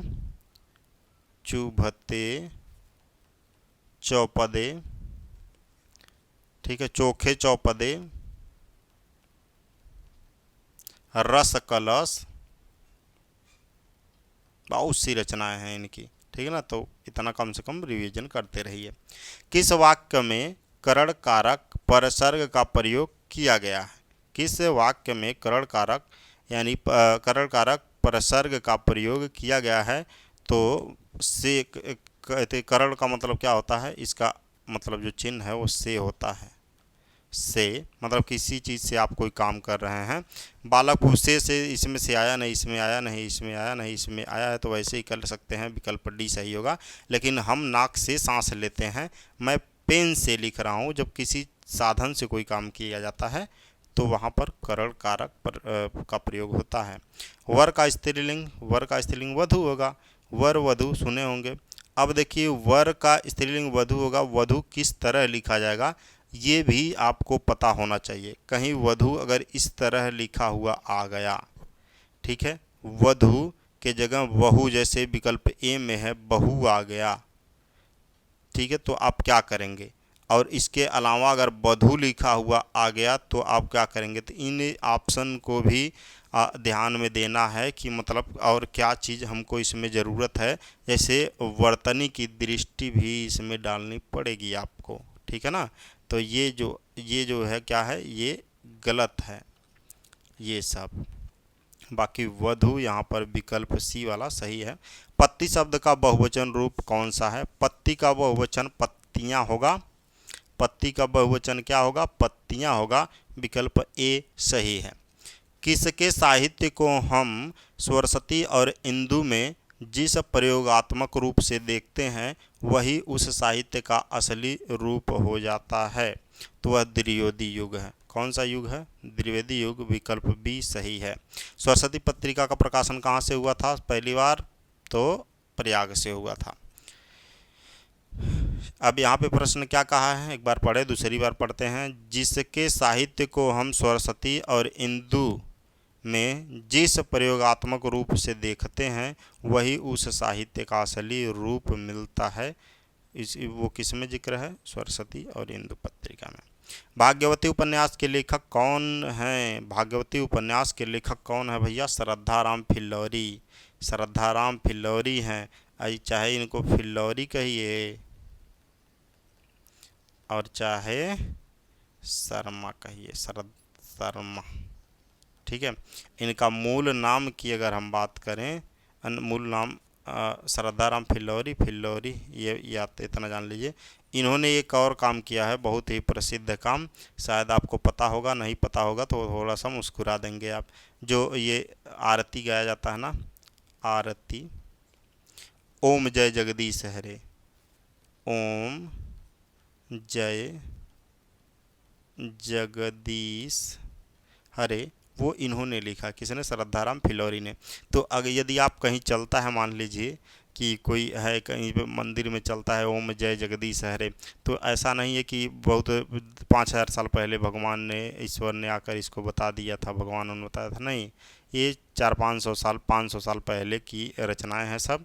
चाहे ओम जय जगदीश हरे हुआ, चाहे आरती ही हो गया, कई आरती, तो ये रचा गया। चाहे ये हनुमान चालीसा ही हो गया, तो 400-500 साल पहले ये रचा गया है। तो किसी कवि ने और भक्त ने ही इसको रचा है। यहाँ पे भागवती उपन्यास के लेखक श्रद्धाराम फिल्लौरी हैं। तब भागवती उपन्यास इन्होंने लिखा है, तो ओम जय जगदीश हरे भी इन्होंने ही लिखा है। तो मतलब मैं क्या कहना चाह रहा हूँ ये आपको समझ में आ गया होगा। निम्नलिखित में से प्रेमचंद के उपन्यास के पात्र हैं। अब प्रेमचंद के तो बहुत उपन्यास हैं, ये उपन्यास सम्राट माने जाते हैं। तो इनमें से कौन कौन उसके उपन्यास का पात्र है? तो इसके लिए आपको उनके बारे में विस्तृत अध्ययन चाहिए, और नहीं अगर पता है तो मैं यहाँ पे बता दे रहा हूँ। देखिए, कृष्णचंद जो है, कृष्णचंद एक इन्हीं का पात्र है, इन्हीं के रचना का, सेवा सदन का। सेवा सदन। अब पूछेगा सेवा सदन किसकी रचना है, तो किसके उपन्यास की रचना है? तो प्रेमचंद के। हरिप्रसून जो है, हरिप्रसन्न जो है, ये सुनीता, और ये किसकी रचना है? जैनेन्द्र की। अब देखिए, सुनीता का ये क्या है, सुनीता एक रचना है, उपन्यास है, उसके उपन्यास है कि नहीं अभी याद नहीं आ रहा है क्लियर, लेकिन सुनीता रचना जो है जैनेन्द्र का है, और हरिप्रसून उसका पात्र है। इतना क्लियर। अब ये ऐसा नहीं कहा जा सकता कि बहुत डीप पूछा है। सुनीता के कैरेक्टर में जो कैरेक्टर है उनके बारे में आपको जानना चाहिए। सोफिया जो है ये रंगभूमि की पात्रा होती है, और ये मुंशी प्रेमचंद की रचना है रंगभूमि। और गजाधर जो है सेवा सदन का, ये भी है, सेवा सदन का पात्र ये भी है। तो ये लगभग पता होना चाहिए था, बहुत ज़्यादा डीप नहीं है। विकल्प ए, बी और डी होगा, विकल्प सी सही हो जाएगा। हिंदी कहानी में यथार्थवादी परंपरा की नींव किसने डाली? तो वो प्रेमचंद ने डाली। विकल्प बी सही है। यथार्थवादी परंपरा की नींव किसने डाली? मुंशी प्रेमचंद जी ने डाली। और प्रथम रश्मि का आना रंगड़ी तूने कैसे पहचाना किस कवि की पंक्ति है? ये सुमित्रा नंदन पंत की पंक्ति है, और कविता का नाम है रश्मि। ठीक है, रश्मि से लिया गया है। निम्नलिखित में से कौन सी रचना महादेवी वर्मा की नहीं है? नहीं को सबसे पहले गोला करेंगे, मार्क करेंगे। तो महादेवी वर्मा की कौन सी रचना इनमें से नहीं है?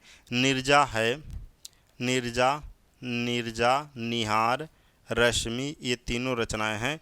गुंजन जो है ना, गुंजन सुमित्रा नंदन पंत की रचना है। सुमित्रा नंदन पंत की रचना है। राम की शक्ति पूजा कविता की अंतिम पंक्ति कौन सी है? राम की शक्ति पूजा जो है, सबसे पहले मैं बता दूं, ये सूर्यकांत त्रिपाठी निराला की रचना है। सूर्यकांत त्रिपाठी निराला की रचना है। यहाँ तक क्लियर हो गया होगा। सूर्यकांत त्रिपाठी निराला की रचना कौन? राम की शक्ति पूजा। और कविता की अंतिम पंक्ति कौन सी है? कह महाशक्ति राम के वदन में हुई लीन।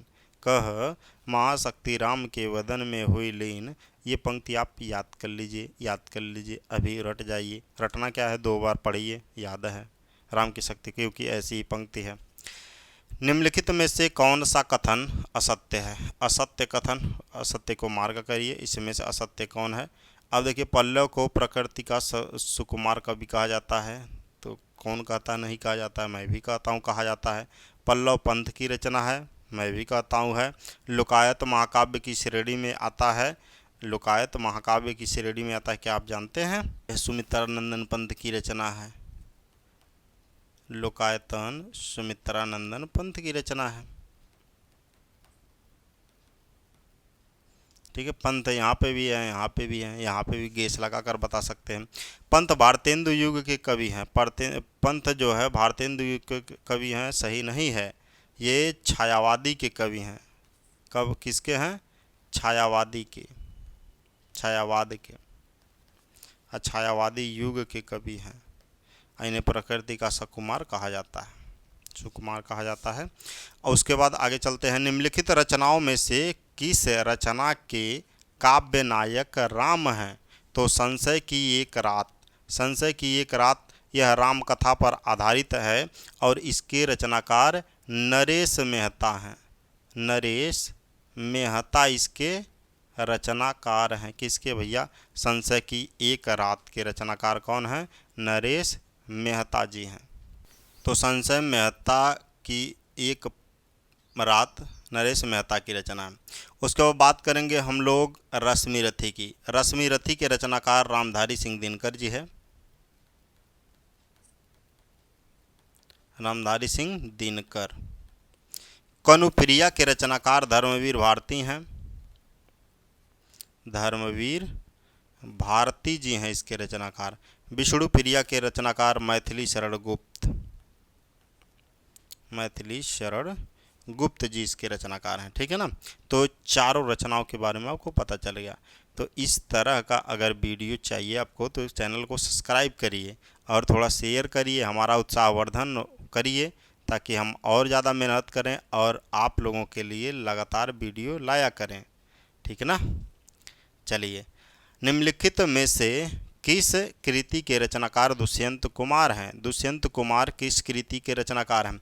अपनी केवल धार, अपनी केवल धार अरुण कमल की रचना है। किसकी रचना है? अरुण कमल की रचना है। तो ये भी आपको पता चल गया। खूंटियों पर टंगे लोग, खूंटियों पर टंगे लोग सर्वेश्वर दयाल सक्सेना, सर्वेश्वर दयाल सक्सेना, सर्वेश्वर दयाल सक्सेना जो भी हैं। उसके बाद युगधारा नागार्जुन की रचना है, नागार्जुन। और साय में धूप ये दुष्यंत कुमार की रचना है। ठीक है ना, चारों रचनाएं आपको पता चल गई। आत्मजयी किसकी रचना है? कुंवर नारायण की रचना है। आत्मजयी किसकी रचना है? कुंवर नारायण की रचना है। आज दुष्यंत कुमार को नई कविता के प्रमुख कवि के रूप में भी जाना जाता है। तो आत्मजयी कुंवर नारायण की रचना है। प्रयोगवादी कवियों की रचनाएं किस सप्तक में संग्रहित हैं? प्रयोगवादी कवियों की रचनाएं जो हैं किस सप्तक में हैं? तो पहले सप्तक में। किस सप्तक में? पहले तार सप्तक में। पहले तार सप्तक कहिए या तार सप्तक कहिए। जैसे पहले तार सप्तक को पहला तार सप्तक न कहकर उसको तार सप्तक कहा जाता है। इसमें कुल 7 कवि आएंगे। सिर्फ इसी में नहीं, चारों जो भी तार सप्तक हैं, चारों तार सप्तक में कितनी कवि आएंगे? 7 आएंगे। तो इनमें देख लेते हैं कौन है। मुक्तिबोध हैं। मुक्तिबोध मतलब गजानंद माधव मुक्तिबोध, मुक्तिबोध। उसके बाद प्रभाकर कुमार मानवे, प्रभाकर कुमार मानवे।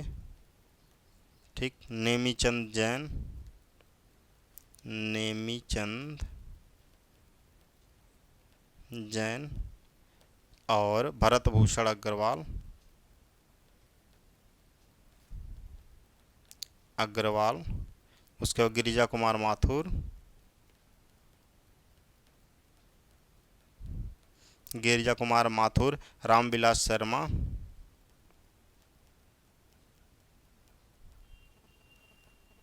रामविलास शर्मा और एक सबसे महत्वपूर्ण अज्ञेय। क्लियर। तो तार सप्तक में कितने हैं? 7 हैं। एक चीज़ और बता दे, एक क्वेश्चन यहाँ से आना ही आना है। जो एक क्वेश्चन है टीजीटी में हो चाहे पीजीटी में, यहाँ से एक क्वेश्चन बनना ही बनना है। तो आप भी इसको घोल कर पी जाइए। कुछ ऐसे टॉपिक हैं जिनको एक एक क्लास में ख़त्म किया जा सकता है और वहाँ से एक एक प्रश्न निश्चित ही बनेंगे। यदि यहाँ पे आप गलती कर देते हैं तो एक क्वेश्चन गलती करने का मतलब आप ये जान लीजिए सिलेक्शन से बाहर। तो गलती एक भी ना करनी है। बेताल पचीसी के रचनाकार कौन हैं? बेताल पचीसी के रचनाकार लल्लू लाल हैं। लल्लू लाल, प्रेम सागर इनकी रचना है। गुजराती भाषा किससे विकसित हुई है? जो गुजराती भाषा है सौरसैनी से विकसित हुई है। किससे हुई है? सौरसैनी। और सौरसैनी क्या है? अपभ्रंश है। ठीक है, सौरसैनी अपभ्रंश से विकसित हुई है। और मराठी भी इसी से हुई है। मराठी हुई है। पश्चिमी हिंदी, पश्चिमी हिंदी इसी से विकसित हुई है। राजस्थानी हिंदी, पहाड़ी हिंदी, ठीक है ना, ये इन सभी का विकास जो है सौरसैनी अपभ्रंश से ही हुआ है। वैचारिकी पत्रिका की संपादिका का नाम बताइए। वैचारिकी पत्रिका का संपादिका जो है मणिका मोहिनी जी हैं। विकल्प ए सही है। निम्नलिखित में से किस देश में हिंदी भाषा का प्रयोग लिखने एवं बोलने में किया जाता है? मॉरिशस है। मॉरिशस में भारत के बाद अगर भोजपुरी कहीं बोली जाती है तो मॉरिशस है। और भारत के बाद हिंदी भाषा का लिखने और पढ़ने बोलने के लिए मॉरिशस में हिंदी भाषा का भी प्रयोग किया जाता है सबसे ज़्यादा। शोक करना के लिए मुहावरा क्या है? शोक करना के लिए मुहावरा बताएं। सिर पीटना। अब सिर भारी होना नहीं होगा, सिर चढ़ना, सिर पर सवार होना, ये कोई मतलब है? सिर पीटना शोक करना का मतलब हुआ। और हिंग लगे न फिटकिरी रंग भी चोखा होए, मतलब कोई लागत न लगे और कार्य भी एक नंबर का हो जाए तो क्या होगा इसका? बिना खर्च अच्छा कार्य। हिंग लगे न फिटकिरी रंग भी चोखा होए। ठीक है ना। तो आप लाइक और सब्सक्राइब नहीं करेंगे और चाहेंगे बढ़िया बढ़िया कंटेंट मिलता रहे इसी तरह, तो कहाँ से संभव है? ठीक है ना। तो कम से कम लाइक कर दिया करिए। और लाइक करने से एक फ़ायदा ये होगा, मान लीजिए जिन वीडियो को आप देख रहे हैं तो उसको लाइक करने से आप दोबारा उस वीडियो पर जाएंगे तो आपको लगेगा कि ये वीडियो मैं देख चुका हूँ। नहीं तो एक वीडियो को कई बार आप देख सकते हैं। ठीक है ना। या तो आप लाइक नहीं किए हैं तो कई वीडियो आपसे छूट भी जाएंगी। कुजगह फोड़ा और ससुर वैद्य, कहावत का अर्थ क्या है? कुजगह मतलब कहीं किसी प्राइवेट पार्ट पे अगर मान लीजिए फोड़ा, मतलब ये फुंसी हो गया, समझ गया ना। फोड़ा फुंसी, कुछ स्किन समस्या अगर कुछ हो गया तो उसकी बात कर रहा है। कुछ जगह प्राइवेट पार्ट पे अगर मान लीजिए आपको कोई दाद या धब्बा या तो फुंसी स्किन प्रॉब्लम हो गया और डॉक्टर कौन है? आपके ससुर हैं, फादर इन लॉ हैं, तो इस कहावत का क्या अर्थ होगा? मतलब धर्म संकट होगा इसका। तब मैं मतलब प्रॉब्लम जो है बहुत अजीब जगह जो मैं अपने ससुर से नहीं कह सकता, इसी का मतलब यहाँ पर है। कुजगह फोड़ा और ससुर वैद्य, धर्म संकट की स्थिति। हाहाकार हुआ करंदमय कठिन वज्र होते थे चूर, हुए दिगंत वधिर भीषण रव बार बार होता था क्रूर। दी गई पंक्तियाँ किस रस का उदाहरण हैं? इसमें बता दें हम कि भयानक रस होगा। ठीक है, भयानक रस। हाहाकार हुआ करंदमय कठिन वज्र की बात आ गई, होते थे चूर, हुए दिगंत वधिर भीषण रव बार बार होता था क्रूर। इसमें कौन सा रस आ गया? भयानक रस। विकल्प बी सही है। सही शब्द चुनकर रिक्त स्थान की पूर्ति कीजिए। यहाँ पे सही शब्द चुनना है। शब्दालंकार के 3 भेद, अनुप्रास, यमक और कौन है ये बताना है, तो श्लेष है। अभी बताएं थोड़ी देर पहले। बाकी रूपक, उत्प्रेक्षा और भ्रांतिमान अर्थालंकार के उदाहरण हैं। चीर जीवो जोरी जूरे, चीर जीवो जोरी जूरे क्यों न स्नेह गंभीर, को घटी ए वृषभानुजा वे हलदर के तीर। इसमें कौन सा अलंकार है? बता दें हम। इसमें श्लेष अलंकार है, विकल्प सी सही है। यहाँ पर एक शब्द का अर्थ दो दो निकला है। ए वृषभानुजा का मतलब जो वृषभानु की पुत्री यानी कि राधा का मतलब है, और एक उसी वृषभानुजा का मतलब वृषभ का अनुजा मतलब बैल गाय का जिक्र कर रहा है। तो वृषभानु की पुत्री, वृषभानु की पुत्री राधा, एक अर्थ ये निकल रहा है। दूसरा वृषभ मतलब बैल, अनुजा मतलब गाय, बैल की पुत्री क्या होगी, गाय होगी। जब दो समान गुण वाली वस्तुएं ऐसी मिल जाएं कि दोनों के भेद लक्षित न हो, तब क्या होता है? तब प्रतिवस्तुपमा होता है। प्रतिवस्तुपमा होता है। जब दो समान गुण वाली वस्तुएं ऐसी मिल जाएं कि दोनों में भेद लक्षित न हो, तब कौन सा उपमा होगा? प्रतिवस्तुपमा होगा। विकल्प ए सही है। निम्नलिखित में से कौन सा शब्द तत्सम नहीं है? तब तत्सम कौन सा शब्द नहीं है बताइए।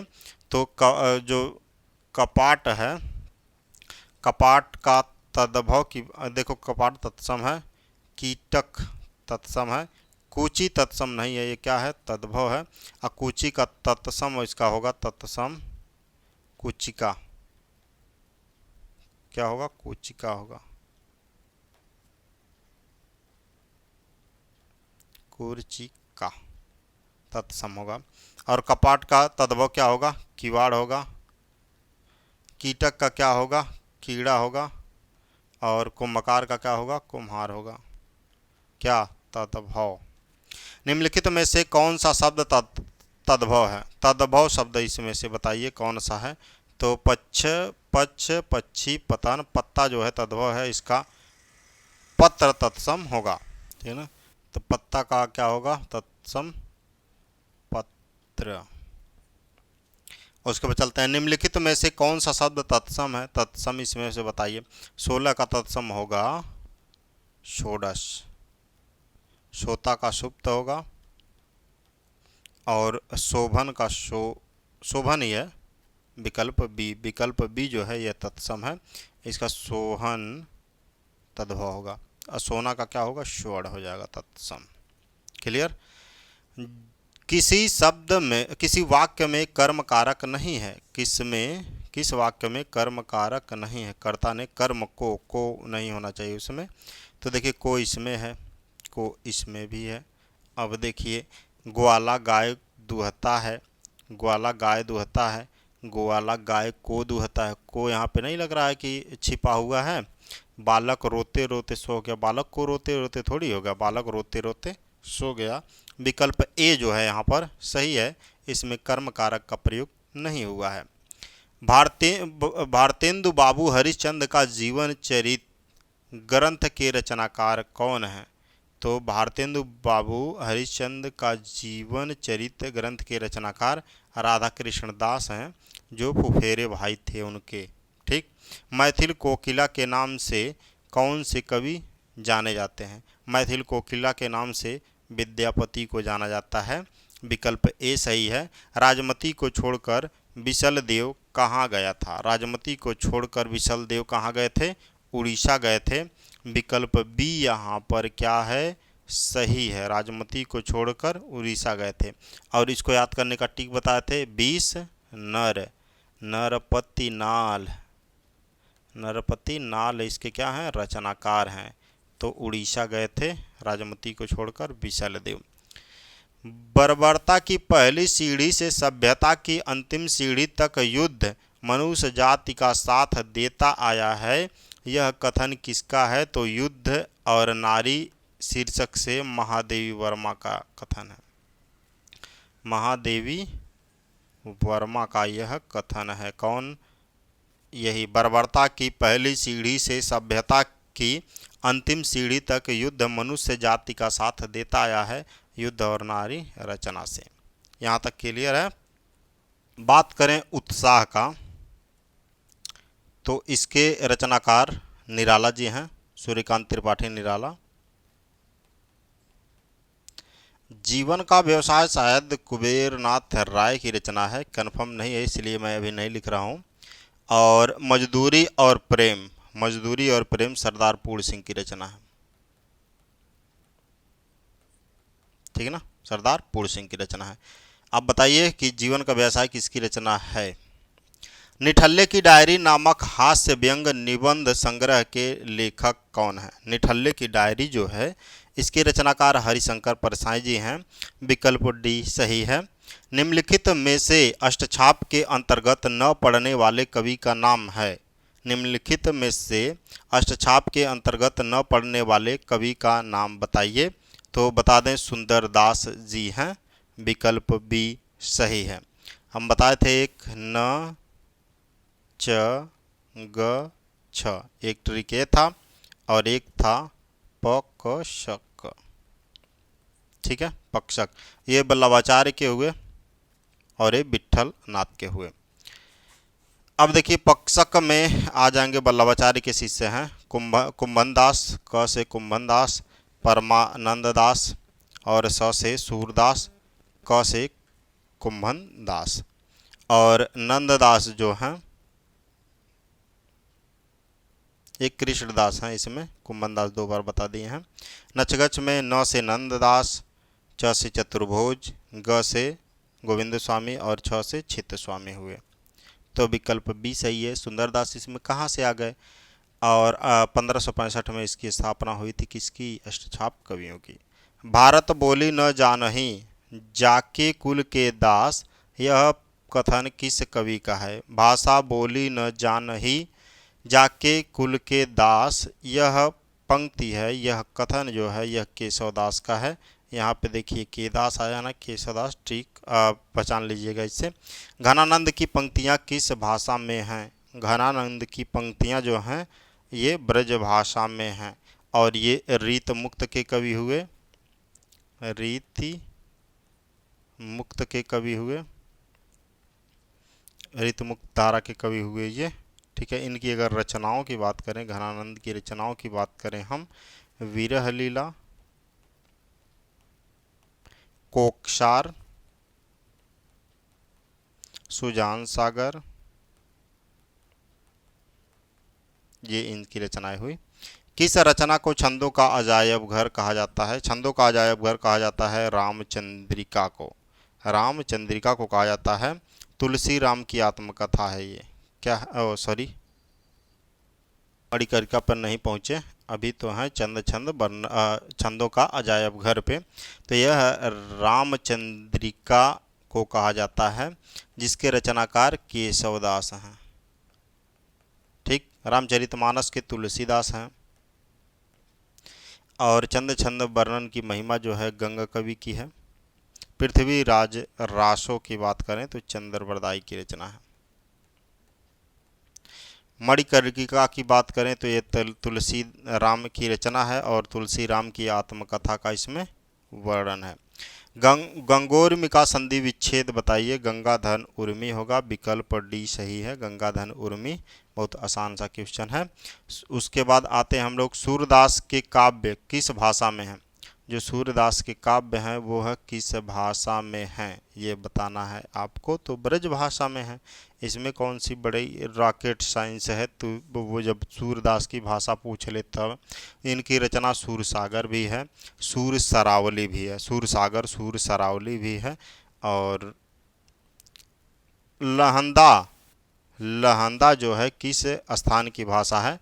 तो पश्चिमी पंजाब की भाषा है और इसका अर्थ पश्चिम होता है। हंस पत्रिका के संपादक एवं संपादक थे, संस्थापक एवं संपादक कौन थे किस पत्रिका के, हंस पत्रिका के। तो वो मुंशी प्रेमचंद जी थे।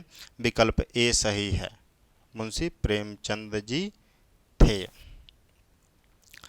अगर हम बात करें यहाँ पे हंस पत्रिका जो था ना, हंस पत्रिका की अगर हम पूरी तरह बात करें तो यह 1930 में वाराणसी यानी काशी से प्रकाशित हुआ और इसके संपादक प्रेमचंद थे ही।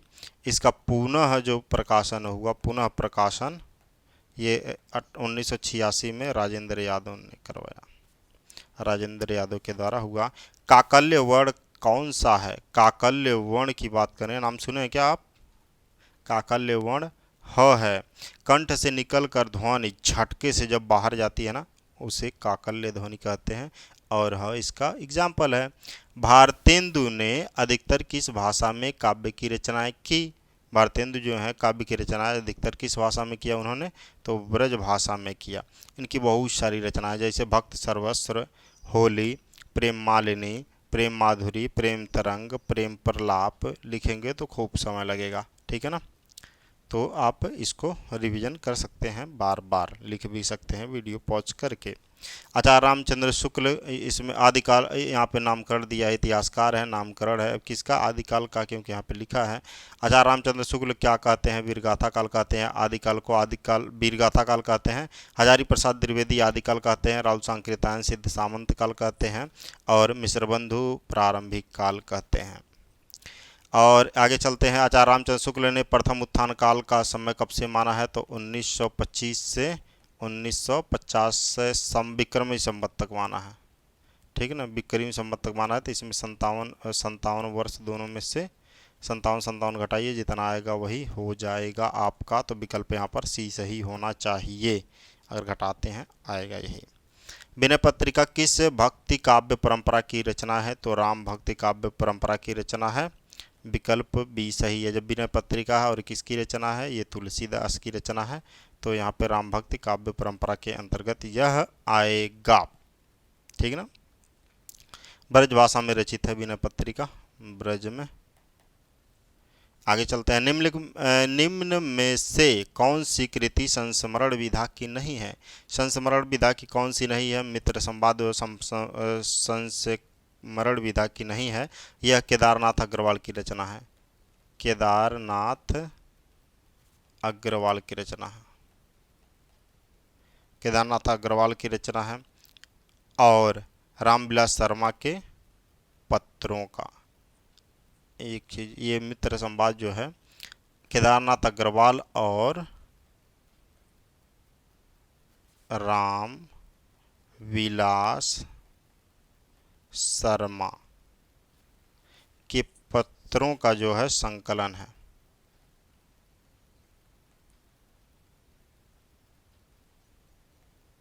क्लियर। रीतकाल का कौन सा कवि वीर रस की काव्य रचना के लिए प्रसिद्ध है? रीतकाल का कौन सा कवि वीर रस की काव्य रचना के लिए प्रसिद्ध है? तो वो है कवि भूषण, ये रीतकाल के कवि हुए।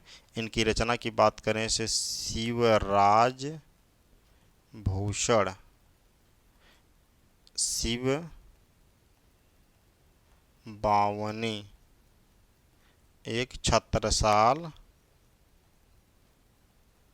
दशक, ये तीनों रचनाएं कभी मत भूलिएगा, कभी मत भूलिएगा। रीतकाल की सर्वाधिक व्यापक प्रवृत्ति रही है। रीतकाल की सर्वाधिक व्यापक प्रवृत्ति क्या रही? नायिका भेद और श्रृंगार रस विवेचन, नायिका भेद और श्रृंगार रस विवेचन रीतकाल की प्रमुख व्यापक प्रवृत्ति रही है। निम्नलिखित में से किसने पुष्टि मार्ग की स्थापना की? पुष्टि मार्ग की स्थापना वल्लभाचार्य ने किया। किसने? वल्लभाचार्य ने किया। दार्शनिक आधार, इसका दार्शनिक आधार जो है, आधार यहाँ पे बड़ा सा रहेगा, दार्शनिक आधार शुद्धा द्वैत दर्शन है। इसे या तो वल्लभ संप्रदाय कहते हैं, ठीक ना। तुलसीदास की प्रमुख रचना रामचरितमानस है, इसमें 7 कांड हैं। कितने कांड हैं? 7 कांड हैं, तुलसीदास की रचना है ये। और उसके बाद वैरव्य रामायण, वैरव्य रामायण जो रचना है किसकी है? तुलसीदास की है, वैरव्य रामायण।